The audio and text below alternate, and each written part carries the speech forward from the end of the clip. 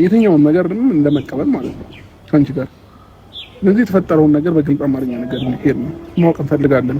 ሁላችንም ተጨንቀናል ያለው እኔ ደግሞ 15 ቀን ሙሉ ሄር እንዴት እንዳሳለፍኩት እኔ ነው የማውቀው።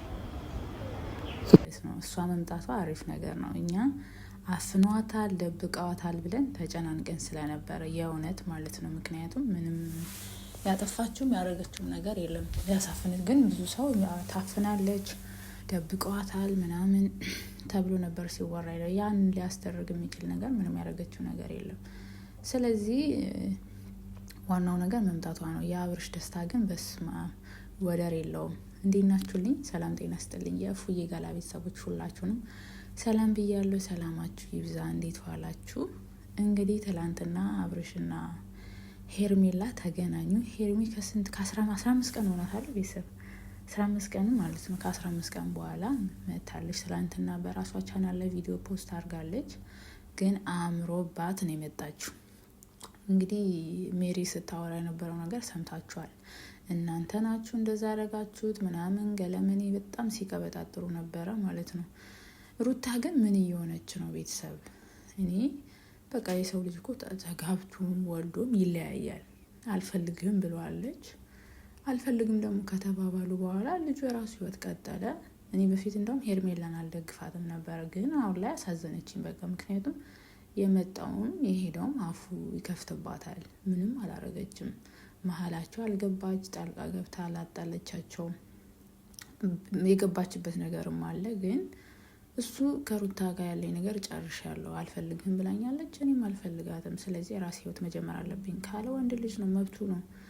እና በግዳጅ የሚሆን ነገር የለም። በሆነ ባልሆነ ደግሞ ጣልቃ ባትገቡ ጥሩ ነው። የእነዚህ ልጆች ነገር ያው አመት ሆኖታል። በነገራችን ላይ ሩታና አብርሃም የሚታረቁ ቢሆን ኖሮ ይታረቁ ነበረ። ቤተሰብ ገብተዋል። እናቱ አባቱ የአብርሽ ገብተው አናግረዋል። የሩታ ቤተሰቡ ጣልቃ ገብተዋል። እህቶቿ ብዙ ነገሮች ተፈጥረዋል። ሰላም ሊያወርዱ አልቻለም። በመሀልም ልጅም መቶ በልጃቸው መሀልም ተታርቀው ነበረ። ሰላም አልወረደም። ስለዚህ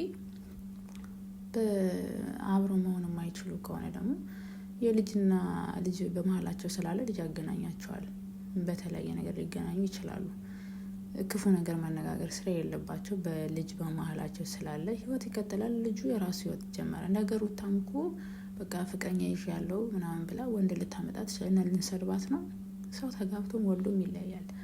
በእነሱ የተሰጠን ነገር ላይ ነው ቪዲዮ የምንሰራው። እኔ እንደ አንድ ዩቱበር ሩታን ነበር ስደግፍ የነበረው። ለምን ልጅ ወልዳ ለምን አከብራትም? ለምንድን ነው እንትን ልጅ ካለ በመሀላችሁ ትታረቃላችሁ ብሎ ሰው ያስባል።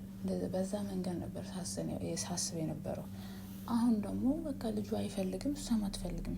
የራሱ ህይወት መጀመር አለበት፣ ጀምሯል። ግን ደግሞ ለምን የራሱ ህይወት ጀምረሃል ተብሎ ደግሞ ህይወቱ መበጥበጥ የለበትም። እና አብርሽ ሄደበት መንገድ ትክክል ነው፣ መብቱ ነው። ግን በዚህ መሀል ግን እየተጎዳች ያለችው ማናት? ሄርሜ ናት።